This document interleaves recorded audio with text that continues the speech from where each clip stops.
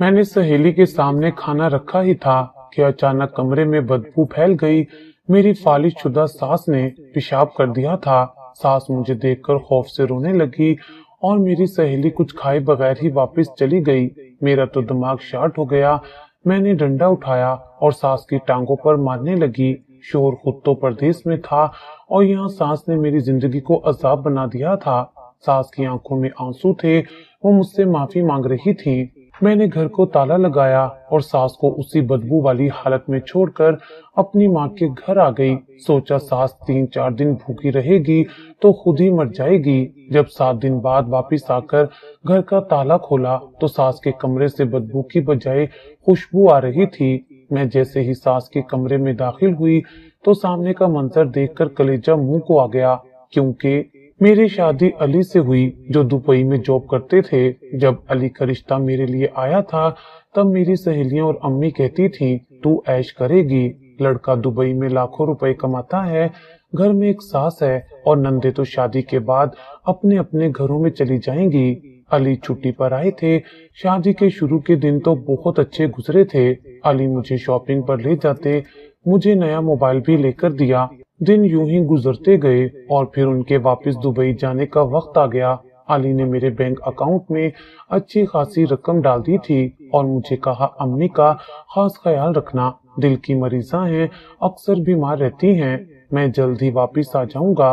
अली के जाने के बाद घर का सुकून वैसे ही रहा जैसे वो चाहते थे, लेकिन मैं उनके बगैर अकेली हो गई थी। सास अब बात बात पर डांटने लगी थी, मेरे हर काम में कीड़े निकालती। मैंने कभी अली से शिकायत नहीं की। वो मेरे अकाउंट में पैसे भी भेज रहे थे। मैं अपनी सहेलियों को घर पर बुला लेती, उनके साथ बाजार से शॉपिंग कर आती, खुद को मसरूफ रखने की कोशिश करती। एक दिन मेरी नंद सानिया आई और कहने लगी भाभी, भाई की कमाई को यूं मत जाया करो, अगर वो सारे पैसे आपको भेजते हैं तो आप कुछ पैसे बचा कर रखें। सास भी कहने लगी मेरे बेटे की सारी कमाई शॉपिंग में खत्म कर देती है, इसकी तो शॉपिंग ही खत्म नहीं होती। सास और नंद ने मुझे बहुत ताने दिए। उस रात मैंने अली से वीडियो कॉल पर बहुत लंबी बात की। उनके चेहरे पर मुस्कुराहट थी। मैंने उन्हें कुछ नहीं बताया। मैं उन्हें कोई गम नहीं देना चाहती थी। सहेलियों से बात करती तो वो कहती तुम खुशकिस्मत हो, शोहर दुबई से पैसे भेज रहा है, खूब ऐश कर रही हो। मैं इस बात में सर हिला देती। किसी को क्या बताती कि आजादी सिर्फ बाजारों में घूमने की नहीं होती, इज्जत की अपनायत की भी होती है। घर के काम में लगे रहने से दिल बहलता था, मगर एक रोज सास ने अचानक कहा तुम्हारे हाथ की दाल आज बहुत पतली थी, अली के होते तुम कभी ऐसे नहीं पकाती थी। मैंने सिर्फ इतना कहा माफ कीजिएगा, ख्याल नहीं रहा। रात को सोने से पहले अली को कॉल की, अली क्या कभी ऐसा हो सकता है कि तुम मुस्तकिल यहीं आ जाओ? वो चौंके, अभी ये क्यों बात की है हिना, अभी तो बिजनेस सेट हो रहा है, सब कुछ तुम्हारे लिए ही तो कर रहा हूँ। मैंने बात बदली, लेकिन मेरे सवाल ने मुझे खुद हैरान कर दिया। शायद मैं थक चुकी थी ये जताने से कि सब कुछ मेरे लिए हो रहा है, मगर मेरे बगैर चंद दिन बाद घर में नंदों के कुछ रिश्तेदार आए। सबके दरमियान मेरी हैसियत सिर्फ एक नौकरानी जैसी थी। सास ने एक मेहमान को चाय पेश करते हुए कहा ये हमारी बहू है, दुबई वाले अली की बीवी, हर काम कर लेती है, बस दिल थोड़ा छोटा है। सब हंस पड़े, लेकिन मेरे अंदर कुछ चटक गया था। मैंने एक दिन आईने में खुद को देखा, कपड़ों, जेवरात और महंगी चीजों में लिपटी हुई एक खामोश सी औरत जिसकी बातों का वजन कम हो चुका था। सोचने लगी क्या वाकई मेरी जिंदगी में सुकून है या ये सिर्फ एक संभला हुआ दुख है। अब अली से बातों में भी वो पुरानी गर्मी नहीं रही थी। एक दिन उन्होंने कहा तुम कुछ बदल गई हो, पहले जैसी बात नहीं रही। मैंने दिल में कहा तुम भी तो पहले जैसे नहीं रहे, सिर्फ भेजने वाले हो गए हो, जानने वाले नहीं। मैं इस सब के बावजूद खामोश थी, क्योंकि मैं अली को खोना नहीं चाहती थी, लेकिन घर में अपनी इज्जत की तलाश में हर दिन हार रही थी। जिंदगी जैसे एक मखसूस दायरे में घूमने लगी थी। अली अभी भी दुबई में था, पैसे वक्त पर आते थे और मैं अब घर के निजाम को खामोशी से चलाती जा रही थी। लेकिन इस खामोशी में भी कुछ आवाजें थीं जो सिर्फ मैं सुनती थी। वो बातें, वो इशारे, वो नजरें जिनमें अपनायत की जगह कुछ और था। दोनों नंदों की शादियां हो चुकी थी। सानिया दूसरे शहर और साइमा अपने शोहर के साथ दूसरे मुल्क जा चुकी थी, लेकिन उनकी गैर मौजूदगी भी मेरे लिए किसी सुकून का बाइस नहीं बनी।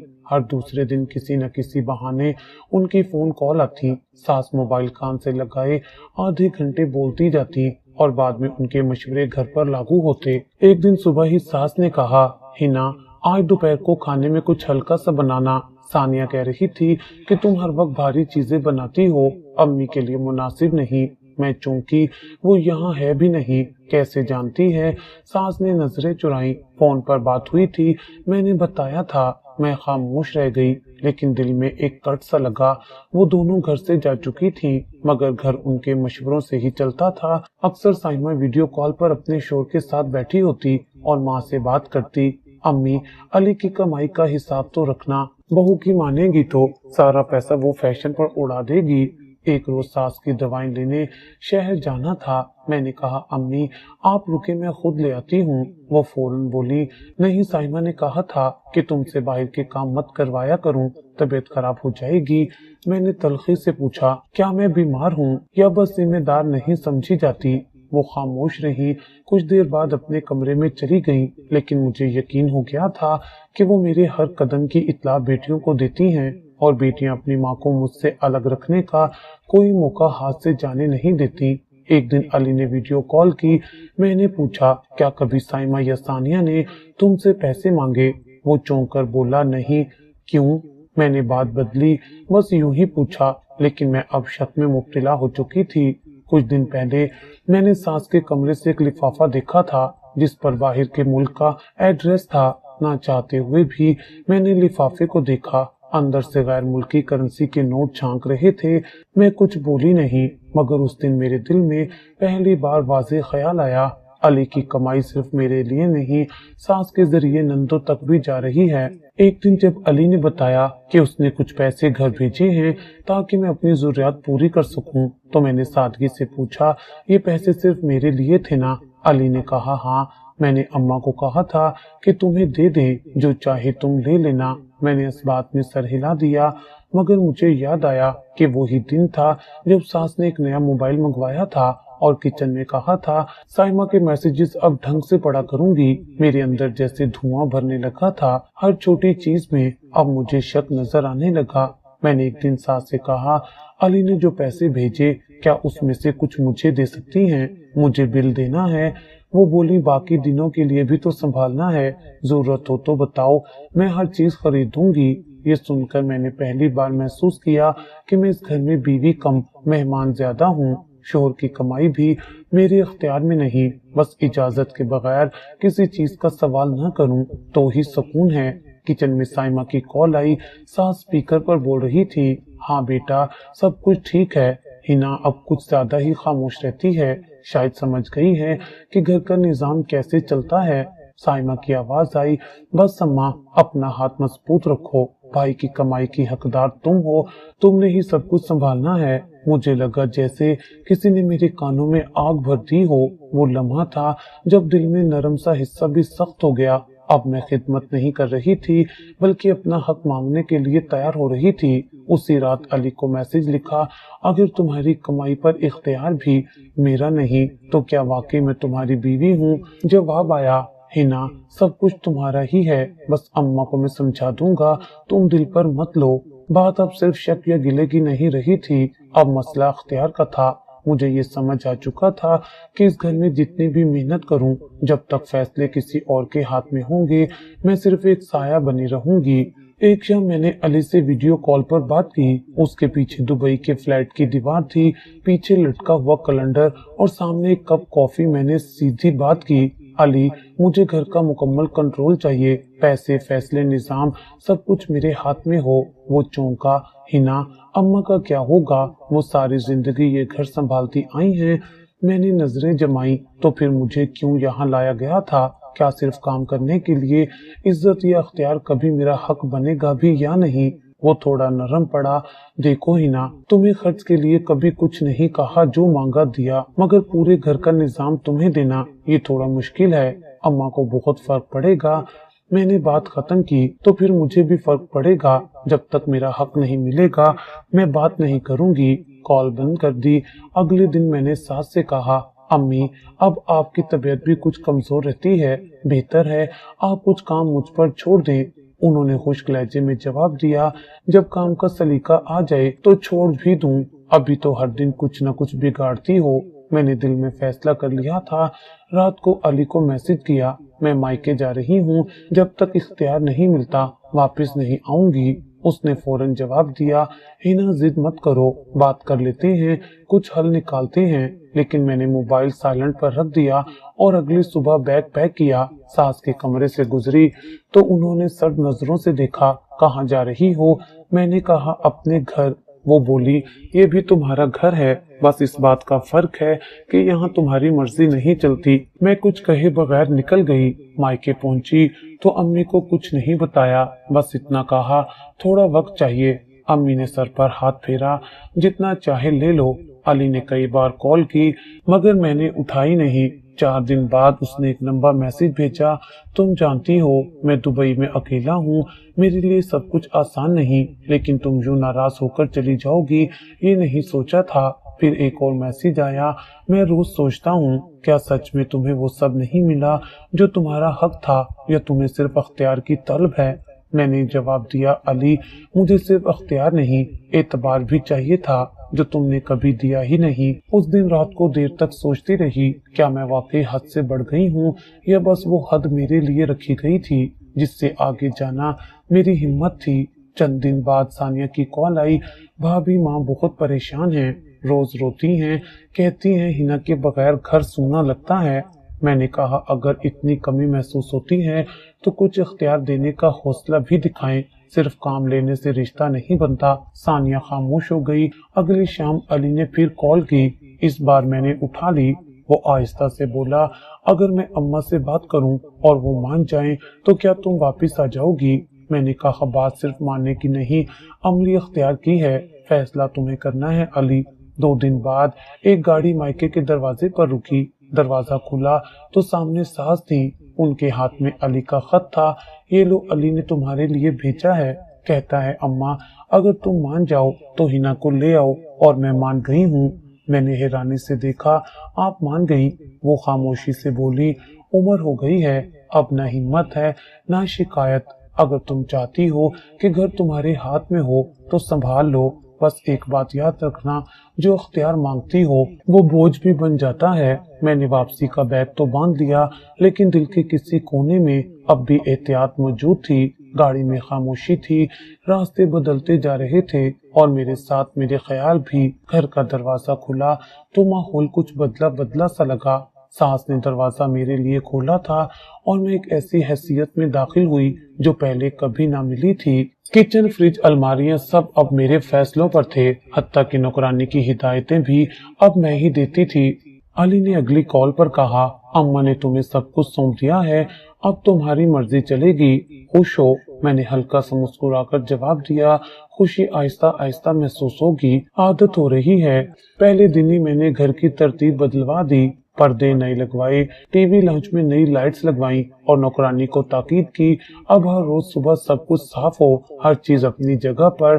ساس اب اپنے کمرے تک محدود ہو چکی تھی، وہ مجھ سے کچھ نہیں کہتی تھی، صرف اتنا پوچھتی، چائے پی ہے، اور میں کبھی ہاں کبھی نہ میں جواب دے دیتی۔ 2 ہفتے میں نے صرف گھر کو نئے سانچے میں ڈھالنے میں گزار دیے۔ علی کو ہر چیز کی تصاویر بھیجتی، وہ ہنستا، ماشاء اللہ تم نے تو گھر کو ہوٹل بنا دیا ہے۔ میں نے پہلی بار بازار جا کر اپنی پسند سے شاپنگ کی، صرف ضرورت کے لیے نہیں، اب شوق کے لیے بھی، مہنگے برانڈز، نئے جوتے، مہنگا پرفیوم۔ میں نے پہلی بار یہ سب کچھ بغیر اجازت کے لیا تھا۔ کچھ دن بعد 2 پرانی سہیلیاں گھر آئیں، میں نے ان کے لیے کھانے کا شاندار انتظام کیا، مہنگے ڈنر سیٹ پر کھانا دیا۔ ایک نے کہا، ہنا تم تو بدل گئی ہو، یہ سب کب سے؟ میں نے سر اٹھا کر کہا، جب سے اختیار میرے ہاتھ میں آیا ہے۔ پارٹیوں کا سلسلہ بھی وہیں سے شروع ہوا، کبھی میں اپنی دوستوں کے ساتھ کیفے میں، کبھی گھر پر برتھ ڈے مناتی، ڈنر کرتی، اور علی کو ہر چیز کے بارے میں بتاتی تھی۔ وہ بس اتنا کہتا، تم خوش ہو تو میں مطمئن ہوں۔ ایک شام ساس کے کمرے کے باہر سے گزرتے ہوئے مجھے ان کی کھانسی سنائی دی۔ میں کچھ دیر روکی، پھر آگے بڑھ گئی۔ ان کے لیے کچن میں کھانا بنا ہوتا، مگر اب میں خود ہاتھ نہیں لگاتی تھی، نوکرانی کو ہدایت ہوتی، امی کا کھانا ان کے کمرے میں دے آنا۔ ایک روز ساس نے آہستہ سے کہا، ہنا دوا ختم ہو گئی ہے، لیتی آنا۔ میں نے ہاں کہا، مگر اگلے دن شاپنگ میں اتنی مصروف رہی کہ بھول گئی۔ رات کو واپسی پر جب کمرے میں داخل ہوئی تو وہ سو رہی تھی۔ میں نے خاموشی سے موبائل پر تصویریں اپلوڈ کی، نئی جوتی، نیا ہینڈ بیگ اور کیپشن، جیتی جاتی زندگی۔ علی کو ہر بار نئی فرمائش بھیجتی، یہ جوڑا، وہ گھڑی، یہ وال پیپر، وہ فلور لیمپ، اور وہ ہمیشہ ایک ہی جواب دیتا، لے لو، بس خوش رہو۔ اب گھر کی پرانی خاموشی، نرم گفتگو یا سلیقے کی پرواہ نہیں تھی۔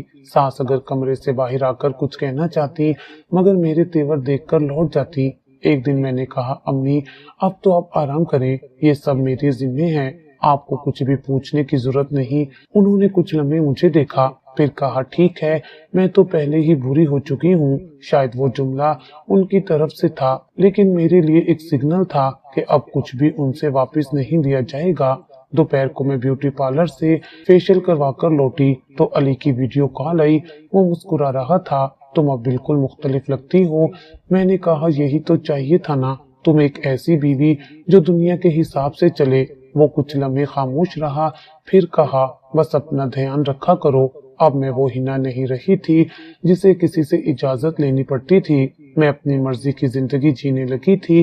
بازار میں جب میں کسی مہنگی چیز کی طرف دیکھتی تو اب قیمت دیکھ کر پیچھے نہیں ہٹتی تھی، مگر اتنی بڑی دنیا سنبھالنے کے بعد کچھ کمرے آج بھی مجھ سے چپ رہتے تھے، جیسے وہ ساس کا کمرہ جس سے کوئی آواز نہیں آتی تھی، نہ شکایت، نہ دعا، بس ایک خاموشی تھی جو میرے عیش و عشرت کے شور میں بھی سنائی دیتی تھی۔ میں نے خود سے کہا، اختیار مل گیا ہے اور میں نے اس کا استعمال بھی سیکھ لیا ہے، اب کوئی مجھ سے چھین نہیں سکتا۔ مگر دل کے کسی کونے میں ایک سوال بھی موجود تھا جو میں خود سے بھی چھپاتی تھی، کیا واقعی یہ اختیار، یہ کنٹرول میری جیت ہے یا بس ایک اور تماشا؟ جواب میرے پاس نہیں تھا اور شاید ابھی میں جاننا بھی نہیں چاہتی تھی۔ ساس نے پہلی بار آہستہ سے کہا، ہنا بی بی، اماں کی دوا ختم ہو گئی ہے، شام کو لے آنا، بازار جا رہی ہو تو؟ میں نے سر ہلایا، ٹھیک ہے، یاد آ گیا تو لے آؤں گی۔ یہ سب اس وقت کی بات ہے جب میری مصروفیات اپنے عروج پر تھی۔ پارلر کی اپائنٹمنٹ، ایک نئی لانچنگ پارٹی کا دعوت نامہ اور فیشن یونٹ کے لیے کپڑوں کی تیاری۔ ساس کی دوا میری لسٹ میں بہت نیچے جا چکی تھی۔ دوپہر کو میں اپنی دوست نازیہ کے ساتھ مارکیٹ گئی، ایک نیا برانڈ لانچ ہوا تھا، اسی کی گرینڈ اوپننگ تھی۔ فون پر علی کی کال آئی، کچھ چاہیے تو بتا دینا، میں کل کچھ چیزیں پاکستان بھیج رہا ہوں۔ میں نے جواب دیا، ایک نیا فون دیکھ رہی ہوں، بھیج دو۔ شام کو واپس آئی تو ساس کمرے میں لیٹی ہوئی تھی، خاموش۔ میں نے دروازہ کھولا، وہ تھوڑا سا اٹھ کر بولی، دوائی؟ میں نے لاپرواہی سے کہا، نہیں، بھول گئی، کل لے آتی ہوں۔ اگلی صبح میں تیار ہو رہی تھی کہ نوکرانی بھاگتی ہوئی آئی، بی بی جی، اماں جی کو کچھ ہو گیا ہے، بول نہیں رہی، ہاتھ پاؤں بھی حرکت نہیں دے رہے۔ کمرے میں گئی تو ساس کا آدھا جسم بے جان پڑا تھا، آنکھیں کھلی تھی مگر زبان لڑکھڑا رہی تھی۔ گھبرا کر ایمبولینس بلائی، ہسپتال پہنچے تو ڈاکٹر نے فائل بند کرتے ہوئے کہا، انہیں فالج کا اٹیک آیا ہے، بی پی ہائی تھا، دوائی بند ہو گئی ہوگی۔ میرا اندر کچھ لمحے کے لیے خالی سا ہو گیا۔ علی کو اطلاع دی، اس نے صرف اتنا کہا، میں ٹکٹ بک کروا رہا ہوں، چند دن میں آ جاؤں گا۔ ساس کو ہسپتال میں 2 دن رکھنے کے بعد گھر منتقل کر دیا گیا۔ ڈاکٹر نے کہا، اب مکمل آرام، روزانہ کی فزیو تھراپی، وقت پر دوا اور ایک شخص جو مسلسل ان کا خیال رکھے۔ یہ جملہ میرے لیے بوجھ سے کم نہ تھا۔ میں کمرے میں خاموش بیٹھی ساس کو دیکھ رہی تھی، وہ بالکل بے بس تھی، کھانے کے لیے دوسروں پر منحصر، واش روم تک خود سے جانا بھی ممکن نہیں رہا تھا۔ 2 دن تک میں نے خود ان کے ساتھ بیٹھ کر سب کچھ کیا، کھانا کھلایا، دوائی دی، واش روم لے کر گئی، لیکن تیسرے دن سے مجھے بوجھ محسوس ہونے لگا۔ پارٹی کی دعوت آئی، نازیہ کا میسج، ہنا دیر مت کرنا، تمہارے بغیر فن نہیں آتا۔ میں نے دل میں کہا، بس آدھے گھنٹے کی بات ہے، اماں سو رہی ہیں، نوکرانی بھی ہے، اور نکل گئی۔ واپسی پر نوکرانی گھبرائی ہوئی تھی، اماں جی نے دوبارہ پانی مانگا، پھر خاموش ہو گئی۔ کمرے میں گئی تو وہ بے بسی سے چھت کی طرف دیکھ رہی تھی۔ پاس جا کر کان میں پوچھا کچھ چاہیے؟ ان کی زبان حرکت نہ کر سکی۔ میں نے انہیں تھوڑا سا پانی پلایا مگر ان کی آنکھوں میں جو بے بسی تھی وہ مجھے دیکھنے نہیں دیتی تھی۔ اگلے دن فزیو تھراپسٹ آیا۔ میں نے کہا روز نہیں آ سکتا کیا؟ خرچہ بھی کافی ہے۔ اس نے کہا روزانہ نہ کروائیں تو جسم مزید سخت ہو جائے گا۔ یہ عمر اور حالت دونوں حساس ہیں۔ میں نے ایک بار پھر دل سے حساب کتاب کیا، علی کو پیغام لکھا، روز فزیو تھراپی مہنگی پڑے گی۔ جواب آیا جو ضروری ہے کرواؤ، میں ہر ہفتے پیسے بھیج دوں گا۔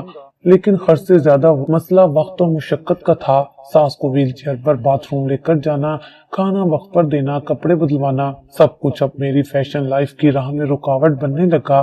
2 دن بعد ایک تقریب تھی۔ میں نے پہلے ہی نوکرانی کو ہدایت دے دی تھی، اگر امی اٹھیں تو پانی دے دینا، میں بس کچھ دیر میں واپس آ جاؤں گی۔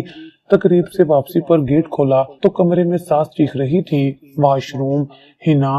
میں نے غصے سے کہا ابھی تو پانی دیا تھا نا، 2 منٹ سکون بھی نہیں۔ وہ بس اللہ اللہ کر رہی تھی۔ میرا صبر جواب دے گیا۔ ایک لمحے کو وہ میرے لیے مریضہ نہیں، ایک رکاوٹ لگنے لگی۔ میں نے کہا سارا دن بس پانی، دوا، باتھ روم، میری بھی کوئی زندگی ہے یا نہیں؟ وہ رو رہی تھی، کچھ کہہ نہیں پا رہی تھی، صرف آنکھوں سے ایک سوال تھا جو میں سمجھنا نہیں چاہتی تھی۔ اب میں ان سے بات کم کرنے لگی، نوکرانی ان کی دیکھ بھال کرتی، میں صرف نگرانی کرتی۔ ایک رات کمرے سے آئی چیخ سن کر میں دوڑی، بستر پر ساس گر چکی تھی، شاید ہاتھ بڑھا کر پانی لینا چاہ رہی تھی۔ توازن بگڑ گیا۔ میں نے انہیں دوبارہ بستر پر لٹایا اور سوچا یہ سب کچھ کب تک، آخر کب تک میں ان کی نرس بنی رہوں گی؟ اب وہ صرف بیمار نہیں رہ گئی تھی، میرے آرام، آزادی اور زندگی کے درمیان ایک مستقل رکاوٹ بن گئی تھی۔ ایک دن میں نے صبح ناشتہ بنا کر نوکرانی کو دیا اور کہا ان کے کمرے میں دے آنا، مجھے کال کرنی ہے۔ کچھ دیر بعد ساس کی آواز آئی، ہنا پانی۔ میں نے بلند آواز میں کہا ابھی تو پلایا ہے۔ ہر تھوڑی دیر بعد شور کیوں؟ وہ پھر بولی پیاس، بہت پیاس لگی ہے۔ میں غصے سے اٹھی، کچن سے گلاس بھرا اور زور سے ان کے قریب جا کر کہا یہ لو، جتنا پینا ہے پی لو، ہر 2 منٹ بعد آوازیں مت دو۔ انہوں نے کانپتے ہاتھوں سے گلاس پکڑنے کی کوشش کی مگر ہاتھ کانپ رہے تھے اور پانی ان کے چہرے پر گرنے لگا۔ وہ سسک پڑی لیکن میں پلٹ کر کمرے میں چلی گئی۔ شام کو نازیہ کا میسج آیا، کافی دن سے پارٹی نہیں کی، ہفتے کی رات کا کیا ارادہ ہے؟ میں نے صرف لکھا پلان بناؤ، آ رہی ہوں۔ دوسرے دن ساس نے دوبارہ باتھ روم جانے کے لیے آواز دی۔ میں اس وقت فون پر تھی، غصے میں موبائل میز پر رکھا، کمرے میں گئی۔ مجھے ہر وقت تمہارے کاموں کے لیے رکھا ہے کیا؟ ابھی تو لیٹی تھی۔ اب پھر وہ ڈر کے مارے کچھ نہ بول سکی۔ میں نے ویل چیئر گھسیٹی، ان کو جیسے تیسے بٹھایا اور چڑھ کر کہا بس کرو، اب کوئی اور کام رہنے دو میرے لیے۔ ان کی آنکھوں میں آنسو تھے لیکن زبان بند۔ چند دن بعد ثانیہ کی کال آئی، بھابھی میں آ رہی ہوں، اماں کو دیکھنے کا دل کر رہا ہے، 2 دن رکوں گی۔ میرے لیے یہ اطلاع پریشانی کا باعث تھی۔ میں نے نوکرانی سے کہا کمرہ صاف کرو، ثانیہ آ رہی ہے، اماں کو بھی ذرا صاف ستھرا بنا دو جیسے پہلے تھی۔ ثانیہ آئی تو میں نے ساس کے بستر کے قریب جا کر ان کے ہاتھ تھامے، آواز بدل کر کہا امی دیکھو کون آیا ہے۔ ثانیہ تمہاری پیاری بیٹی۔ ساس نے ہلکا سا سر ہلایا لیکن نظریں جھکی ہوئی تھی۔ ثانیہ نے لپک کر ماں کا ہاتھ پکڑا، امی کیسی ہو؟ وہ بول نہ سکی۔ میں نے فوراً کہا بس اب کمزور ہو گئی ہیں، ہم نے ہر ممکن کوشش کی ہے، تم فکر نہ کرو، میں سب سنبھال لوں گی۔ ثانیہ کچھ دیر ان کے پاس بیٹھی رہی، پھر میری طرف دیکھ کر کہا بھابھی آپ نے واقعی بہت خدمت کی ہے، ماں اب صرف آپ پر بھروسہ کرتی ہیں۔ میں نے مصنوعی نرمی سے کہا یہ علی کی ماں ہیں، میری بھی ماں ہیں۔ ثانیہ کے سامنے میں ساس کے پاس زیادہ وقت گزارتی، ان کا دوپٹہ سنوارتی، تکیا سیدھا کرتی، کھانے کا نوالا اپنے ہاتھ سے دیتی، وہ سب چپ چاپ سہتی رہتی جیسے کچھ کہنا ہی بھول گئی ہوں۔ رات کے وقت جب ثانیہ کمرے میں سونے گئی، میں ساس کے پاس گئی اور سرگوشی میں بولی اب کچھ بولنے کی ضرورت نہیں، اگر زبان کھولی تو سب کچھ ختم کر دوں گی، سمجھ گئی؟ وہ خاموشی سے میری طرف دیکھتی رہی، آنکھوں میں کچھ کہنا تھا مگر خوف نے ہر لفظ کو قید کر رکھا تھا۔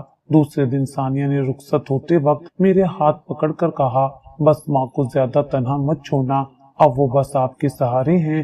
میں نے یقین دہانی کرائی तुम बेफिक्र रहो। जैसे ही वो गई मैंने सास के कमरे का दरवाजा बंद किया और कहा, अब कोई तमाशा नहीं, जो चल रहा है वो ही चलेगा। उस रात जब उन्होंने पानी के लिए पुकारा, मैंने आवाज सुनी अनसुनी कर दी। जब चीखने लगी तब भी मैं अपने कमरे में ब्यूटी मास्क लगाए बैठी रही। कुछ देर बाद कमरे में जाकर पानी रखा और कहा, पीना है तो पी लो, ज्यादा ड्रामा मत करना। वो खामोशी से ग्लास की तरफ देखती रही और मैं दरवाजा बंद करके वापस आ गई।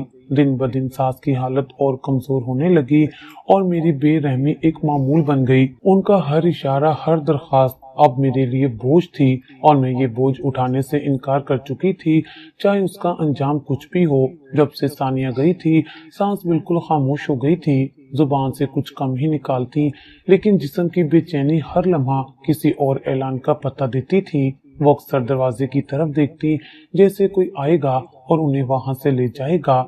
दूसरी नन साइमा जो बाहर के मुल्क में थी, पिछले 2 हफ्तों से लगातार कॉल्स कर रही थी। सास के नंबर पर भी कॉल करती थी, लेकिन वो फोन अब ज्यादातर मेरे पास ही होता था और अगर सास किसी बच्चे से बात करती तो मैं हमेशा सामने खड़ी रहती। अब की बार कॉल्स पर मैं हर बार एक ही जुमला दोहराती, अम्मी सो रही हैं, बाद में बात कराऊंगी। साइमा एक दिन उलझकर बोली, भाभी अम्मी रोज ही सोती हैं क्या?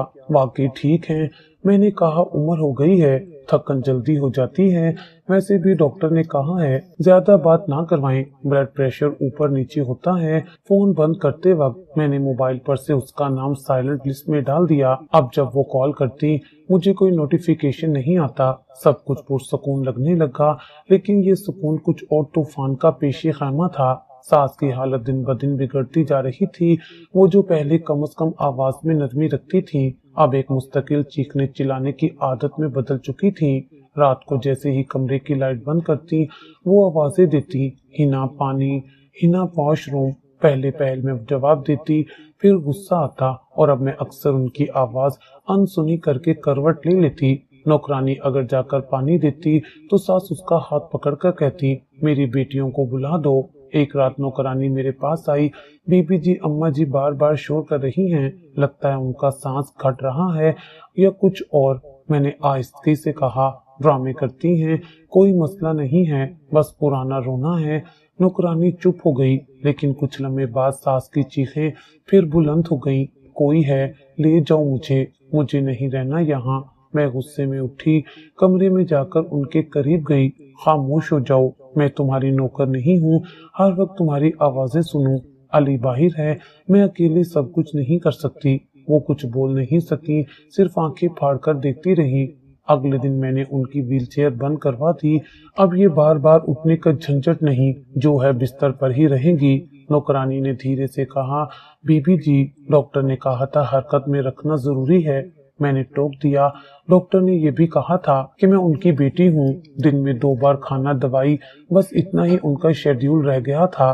फिजियोथेरेपी अब महीने में 1 बार होती और साइमा की कॉल अब मैं खुद ही मोबाइल बंद रखती। एक दिन अली की कॉल आई, हिना साइमा परेशान है, कह रही थी अम्मी की आवाज तक नहीं सुनने दी जा रही, कोई मसला तो नहीं।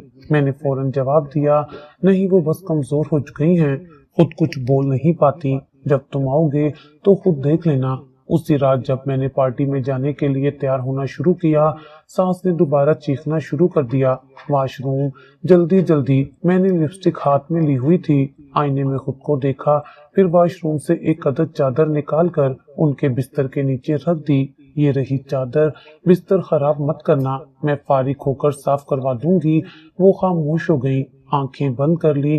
पार्टी में देर तक रही, सहेलियों के साथ तस्वीरें बनाई, सोशल मीडिया पर अपलोड की, कैप्शन दिया, जिंदगी को जियो, रोक के नहीं। वापसी पर जब घर में दाखिल हुई, नौकरानी दरवाजे पर मिली, बीबी जी अम्मा जी का मुंह सूजा हुआ है, शायद कुछ हुआ है। कमरे में गई, वो लेटी हुई थी, कुछ बोल नहीं पा रही थी। मैंने डॉक्टर को बुलाने के बजाय पहले अली को मैसेज किया, अम्मी का हाल कुछ अजीब है, शायद कुछ और बड़ा हो जाए। जवाब आया, क्या मतलब, अभी कॉल करो। लेकिन मैंने कॉल नहीं की।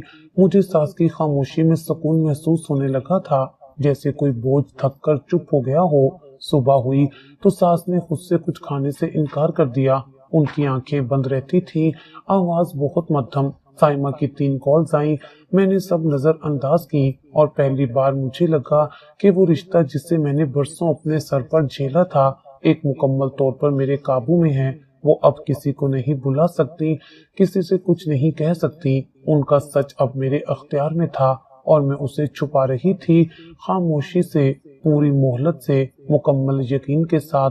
सुबह का वक्त था, किचन में नाश्ता तैयार हो रहा था, मेरा मोबाइल टेबल पर रखा बज रहा था। साइमा की कॉल थी। मैंने देखा और बगैर उठाए साइलेंट पर कर दिया। नौकरानी ने आकर इतला दी, बीबी जी, अम्मा जी ने बिस्तर खराब कर दिया है। शायद उठने के लिए आवाज दे रही थी, लेकिन आपने सुना नहीं। मैं तेजी से सास के कमरे में गई। दरवाजा खोलते ही एक बदबू का झोंका आया। बिस्तर गीला हो चुका था। वो आंखें बंद किए चुपचाप लेटी थी, चेहरे पर शर्मिंदगी और आंखों में बेबसी थी। मेरी बर्दाश्त का पैमाना लबरेज हो चुका था। इतना भी नहीं हो सकता कि थोड़ा इंतजार कर लेती। मैं गुस्से से बोली, मैं तुम्हारे लिए नौकर नहीं बनी हूँ। वो हिलने की कोशिश कर रही थी, कुछ कहना चाहती थी, लेकिन जुबान साथ नहीं दे रही थी। मैंने चादर खींची, उनके कंधे पर हाथ मारा। अब तो कुछ शर्म करनी चाहिए तुम्हें। मैं क्या दिन रात तुम्हारे पीछे लगी रहूं? वो दर्द से कराई, लेकिन मैं रुकी नहीं। बिस्तर पर पड़ा हुआ गीला हिस्सा मुझे जहर लग रहा था। नौकरानी दरवाजे के करीब खड़ी थी। मैंने घूरकर उसे देखा। क्या देख रही हो? साफ करो ये सब। नौकरानी झिझक गई। बीबी जी, पहले अम्मी जी को उठा लें।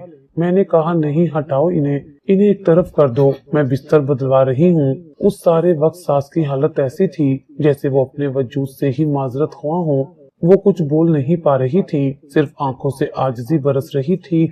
मैंने उनके हाथ झटके से खींचे, उन्हें एक तरफ करके बिस्तर पर नया कवर डलवाया और फिर वहीं एक प्लास्टिक शीट रखवाई। आइंदा के लिए बार बार बिस्तर नहीं धुलवा सकती। नौकरानी खामोशी से काम में लगी रही। मैं कमरे से बाहर आई और दरवाजा बंद कर दिया। कमरे में जाकर आईने के सामने खड़ी हुई। मेरा सांस तेज था, बाल बिखरे हुए और चेहरे पर गुस्से की झलक साफ नजर आ रही थी। मैंने बेअख्तियार कपड़ों की अलमारी खोली और चंद जोड़े निकालकर बैग में रखने लगी। हर कपड़ा रखते हुए एक ही सोच चल रही थी, बस बहुत हो गया, अब एक दिन भी यहाँ नहीं रुक सकती। अली को मैसेज लिखा, मैं कुछ दिन के लिए मायके जा रही हूँ, तुम वापस आ रहे हो तो अम्मी का ख्याल रख लेना। कॉल आई, मैंने उठाई। नहीं, साइमा ने भी कॉल की। फिर वीडियो मैसेज भेजा, भाभी अम्मी की हालत कैसी है? परेशान हूँ। मैंने कुछ जवाब नहीं दिया, बस बैग की जिप बंद की और फाइलें चेक की कि सब शनाख्ती कार्ड, एटीएम कार्ड वगैरह रख लिए हैं। दिल में ख्याल पड़ रहा था, चंद दिन अगर उन्हें देखने वाला कोई ना हो, खाने पीने को कुछ ना मिले, तो शायद कुदरत खुद फैसला कर दे। फिर ये बोझ भी नहीं रहेगा और ये खौफ भी कि सच कभी सामने आ जाएगा। गेट बंद करते हुए मैंने एक लम्हे को सास के कमरे की तरफ देखा। उनकी आवाज आई, हिना कहाँ जा रही हो? मैंने रुककर दरवाजे के कोने से झांका। वो बड़ी मुश्किल से उठने की कोशिश कर रही थी। उनकी आंखों में एक थका हारा सा सवाल था। मैंने एक पल को नजरें मिलाई, फिर पलटकर दरवाजा बंद कर दिया। मैंने दरवाजे पर ताला लगाया, सीढ़ियां उतरी, रिक्शा मंगवाया और सीधा मेके रवाना हो गई। रास्ते में नाजिया का मैसेज आया, कहाँ गायब हो? अगले वीकेंड का डिनर प्लान कर रहे हैं। मैंने जवाब दिया, बस थोड़ी देर में फ्री होकर बात करती हूँ। गाड़ी जब मैके के दरवाजे पर रुकी तो मैंने सुख का सांस लिया। दिल ने जैसे कहा, चंद दिन की बात है, सब कुछ खुद ही खत्म हो जाएगा। दिमाग में एक नापाक सा ख्याल गूंजता रहा, अगर वो मर जाएं तो शायद सब कुछ आसान हो जाएगा। कोई सवाल नहीं, कोई हिसाब नहीं। मैं जानती थी ये सोच गलत है, लेकिन अब मुझे फर्क भी नहीं पड़ता था। और यही वो लम्हा था जब मैं हकीकत से मुकम्मल तौर पर अंधी हो चुकी थी। मायके में गुजरते 3 दिन ऐसे थे जैसे मैं कैद से निकलकर आजाद हुआ कोई परिंदा हूँ। सुबह की नींद, अपनी मर्जी का खाना, कोई आवाजें नहीं, कोई चीखें नहीं। मोबाइल बंद रखा, अली की कॉल्स भी ब्लॉक कर दी। सिर्फ नाजिया से राब्ता रहा, जो रोज शाम की पार्टियों का हाल बताती और अगले वीकेंड की तैयारी का कहती। चौथे दिन अम्मी ने पूछा, वापस कब जा रही हो? मैंने कहा, बस 1 आध दिन में, थोड़ा आराम कर लूं, फिर निकलती हूँ। असल बात ये थी कि मैं इंतजार कर रही थी खामोशी से वक्त गुजरने का, ताकि जब वापस जाऊं तो वो आवाज, वो जिस्म, वो बोझ बाकी ना हो। 5वें दिन दोपहर के वक्त मैंने वापसी का फैसला किया। टैक्सी ली और सीधा ससुराल रवाना हो गई। रास्ते में दिल में एक अजीब सा सुकून था, जैसे किसी बड़े बोझ से निजात का वक्त करीब आ चुका हो। घर के सामने पहुंची तो दरवाजा मामूल से मुख्तलिफ लगा। मैंने हाथ बढ़ाकर ताला खोलना चाहा, लेकिन ताला लगा ही नहीं था। कुंडी हिलाई, दरवाजा फौरन खुल गया। अंदर कदम रखते ही एक मानूस सी खुशबू नाक में आई, गुलाब के फूल, अगरबत्ती और कुछ ऐसा जो उस घर में पहले कभी महसूस नहीं हुआ था। लाउंज के दरवाजे पर पहुंची तो मंजर ही बदल चुका था। सोफे पर सफेद अरूसी जोड़े में एक दुल्हन बैठी थी, उसके पास अली बैठा था, चेहरे पर संजीदगी और आंखों में एक गजबनाक सुकून। सामने सास का बिस्तर खाली था, सिर्फ वहाँ कंबल तय करके रखा हुआ था, वहाँ कोई भी नहीं था। मेरी सांस रुक गई, आंखें खुली की खुली रह गईं। ये क्या? मैंने बामुश्किल पूछा। अली उठा, कदमों की चाप मेरे दिल पर लगने लगी। वो मेरे सामने आकर खड़ा हुआ। आखिर आ ही गई। मैं खामोश खड़ी रही, हाथ की गिरफ्त बैग पर सख्त हो गई। अली ने एक नजर दुल्हन पर डाली, फिर मेरी तरफ देखकर बोला, मिलो, ये फातिमा है, मेरी बीवी। मेरी जुबान खुश्क हो गई, कुछ बोलना चाहा, लेकिन आवाज अंदर ही दब गई। अली का लहजा बर्फ से भी ठंडा था। अपने जुल्म का हिसाब लूंगा ही ना, ये घर अब तुम्हारा नहीं रहा, तुम्हारी कहानी यहाँ खत्म हो चुकी है। मैंने कदम पीछे किए, जैसे जमीन खिसक गई हो। क्या क्या मतलब अली? अली आगे बढ़ा, आंखों में वो तलखी थी जो बरसों का बदला मांग रही थी। जब मुझे फोन आया कि मेरी माँ भूखी प्यासी बिस्तर पर पड़ी है और मेरी बीवी मायके जाकर मजे कर रही है, तो मैंने फौरन वापसी का टिकट लिया। उसी रात पहुंचा और अपनी माँ को इस हालत में पाया जिसे लफ्जों में बयान नहीं कर सकता। मेरी पलकें झपकने लगी, जिस्म लरजने लगा। मैं जानता था तुम में बर्दाश्त नहीं, लेकिन तुम इस हद तक जा सकती हो, ये सोचा नहीं था।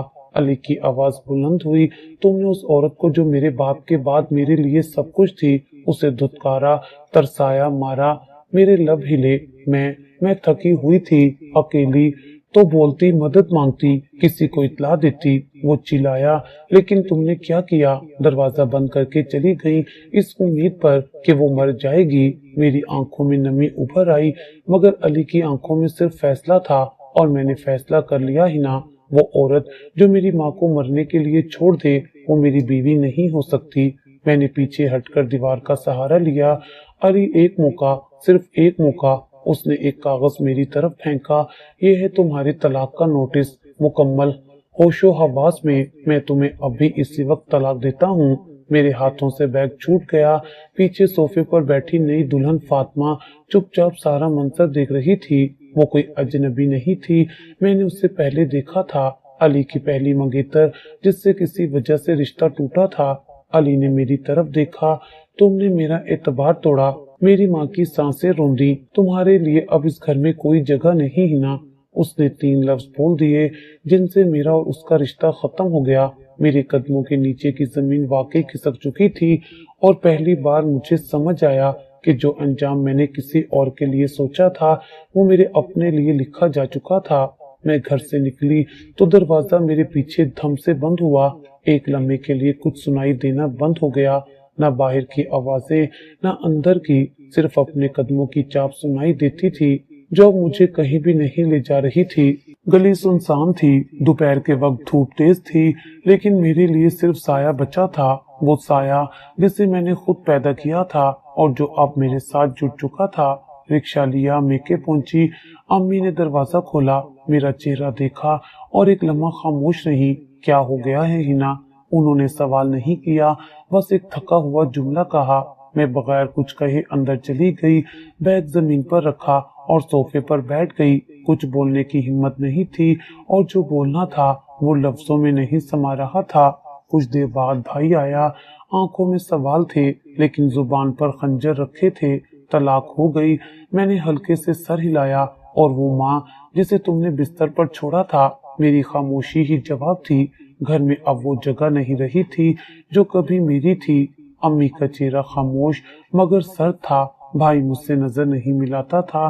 भाभी रोजाना का नाश्ता चुपचाप मेरे कमरे के बाहर रख जाती और वापस पलट जाती, जैसे मैं अब एक बोझ बन चुकी थी जिसे किसी ने मजबूरी में कबूल तो किया मगर अपनाया नहीं। 1 हफ्ता गुजर चुका था। अली का भेजा हुआ तलाकनामा भी कानूनी शक्ल अख्तियार कर चुका था। किसी ने उसे रोकने की कोशिश नहीं की। सानिया और साइमा ने भी एक बार मैसेज करके लिखा, जो किया वो तुम्हारे ही हाथों का बोया था। अब शिकवा नहीं, सिर्फ खामोशी। मैं दिन भर कमरे में बंद रहती, मोबाइल पर वो तस्वीरें देखती जो मैंने खुशी में अपलोड की थी। महंगे लिबास, पार्टी की रोशनी, फैंसी शूज, कैफे की सेल्फियां, और अब एक खामोश कमरा, बंद दरवाजा और आंखों में मुसलसल पछतावा। अम्मी ने एक दिन आकर कहा, क्या सोचा है तुमने, कब तक यूं बैठी रहोगी? मैंने कहा, अम्मी, मेरे बारे में हर किसी का नजरिया बदल चुका है। उन्होंने सर लहजे में जवाब दिया, जो लोग अपनी हैसियत खुद खत्म करते हैं, उनके लिए किसी के दिल में जगह नहीं बचती। उस दिन मुझे महसूस हुआ कि सजा सिर्फ अदालत से नहीं मिलती, लोग भी बेआवाज फैसले सुनाते हैं और उन फैसलों में अपील की कोई गुंजाइश नहीं होती। कभी जब मैं सैर के लिए बाहर निकलती तो पुरानी सहेलियां सामने आकर रास्ता बदल लेती। बाजार में लोग मुझे अजीब नजरों से देखते, जैसे मैं कोई इबरत की मिसाल हूँ। एक दिन मैंने नाजिया को मैसेज किया, काफी दिन हो गए, मिलने का दिल है। जवाब आया, वक्त नहीं मिल रहा, कुछ मसरूफ हूँ। और मैं समझ गई वो भी उन सब में शामिल हो चुकी है जो अब मेरा नाम सुनकर नजरें फेर लेते हैं। अली की नई बीवी फातिमा की तस्वीरें अब सोशल मीडिया पर वायरल थी। अली के साथ हंसती मुस्कुराती सास के साथ तस्वीरें, हाथ में चाय का कप थामे, माथे पर चमकता सा दुपट्टा और एक कैप्शन, जो अपनों को अपनों की तरह रखे वो ही असल अपना होता है। मैं देर तक वो तस्वीर देखती रही, ना हसद था ना जलन, बस एक एहसास था जो दिल के अंदर कह रहा था, ये वो जगह थी जो कभी तुम्हारी थी, लेकिन तुमने संभालने की बजाय बिगाड़ दी। कमरे की दीवार पर लगी घड़ी चलती रहती है, लेकिन वक्त वो अब मेरे लिए जैसे रुक गया है। आज मैं अपनी कहानी खुद सुनाती हूँ, उन लफ्जों में जो किसी को चुभे ना, लेकिन हकीकत छुपा भी ना सके। मैं वो लड़की थी जो लाडली थी, मोहब्बतों में पली, पढ़ी लिखी, समझदार, समझी गई, लेकिन जब जिंदगी ने अख्तियार दिया, मैंने उसका इस्तेमाल मोहब्बत के लिए नहीं, अना के लिए किया। जब खिदमत का वक्त आया, मैंने उसे बोझ समझा। जब मौका मिला, मैंने सब्र की जगह गुस्सा चुना। और जब सब कुछ मेरे हाथ से निकल गया, तब मैंने जाना कि जो खो दिया वो कभी वापस नहीं आता। आज मैं मायके के एक कमरे में बंद हूँ, ना कोई पूछता है, ना कोई सुनता है, सिर्फ गुजरे दिनों की आवाजें हैं और सच्चाई की दीवारें। और अब जब मैं खुद को आईने में देखती हूँ तो सिर्फ एक जुमला सुनाई देता है, शायद मैं वाकई इसी की मुस्तहिक थी। जो रिश्तों में अख्तियार पाकर शफकत भूल जाए, वो आखिरकार तन्हाई का शिकार हो जाता है। जुल्म जब हद से बढ़ जाए तो इंसाफ खामोश नहीं रहता,